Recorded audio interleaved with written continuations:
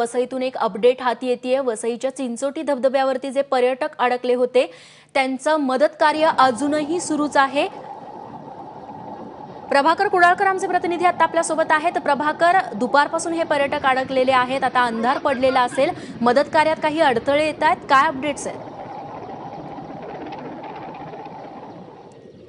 प्रभाकर कुडाळकर यांच्याशी आपला संपर्क तुटलेला आहे, मात्र आतापर्यंत आपल्याजवळ जे तपशील आलेले आहेत त्यानुसार प्रशासनाचे प्रयत्न सध्या सुरू आहेत आणि जवळपास 200हून अधिक पर्यटक इथं आलेले होते।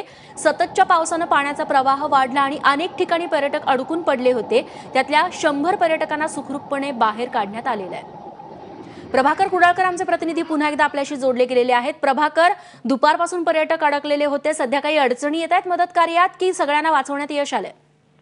रेश्मा, नक्कीच आता अडचणी वाढल्या आहेत, कारण की अंधार इथे पूर्णपणे झालेला हा डोंगराळ परिसर आहे आणि जवळपास जो चिंचोटी धबधबा आहे हा या येथून जो आहे 3 किलोमीटर अंतर दूर आहे।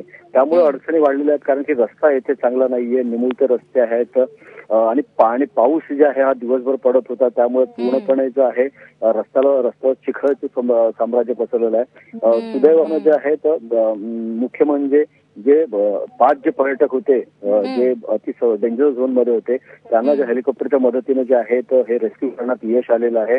आता सध्या जे आहे ते चिंचोटी धबधब्यावर 15 ते 20 पर्यटक जे आहेत अडकल्याची माहिती जी आहे हेलिकॉप्टरचे जे कॅप्टन आहेत त्यांनी दिलेली इथे खाली, कारण की संपर्क जो आहे हा होऊ शकत नाहीये, इथे नेटवर्क नाहीये वरती, त्यामुळे संपर्काचा भरपूर पूर्णपणे अभाव इथे दिसून येत आहे।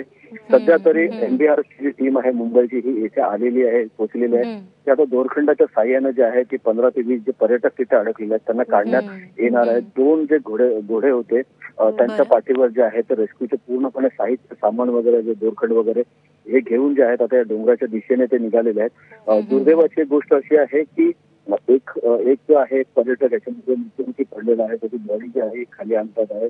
तर त्या एका ग्रुपमधून जो असं माहिती मिळाली की गुप्ता नावाचा जो पर्यटक आहे तो मिसिंग आहे। त्यामुळे रात्रभर जे आहे आता हे सर्चिंग ऑपरेशन सुरू होणार आहे, कारण की पूर्णपणे जे बघणार आहे की काय एकही जो पर्यटक आहे हा तिथे राहिला नाही पाहिजे, त्यामुळे रात्रभर हा सर्चिंग ऑपरेशन सुरू आहे।